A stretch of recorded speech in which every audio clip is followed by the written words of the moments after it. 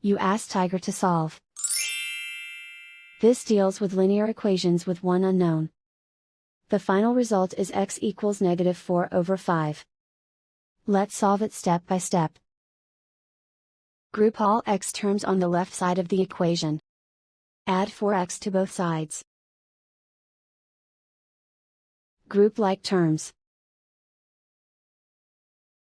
Simplify the arithmetic. Group like terms. Simplify the arithmetic. Group all constants on the right side of the equation. Subtract 11 from both sides. Simplify the arithmetic.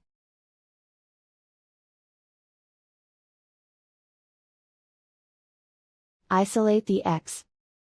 Divide both sides by 5. Simplify the fraction. And so the final result is x equals -4/5.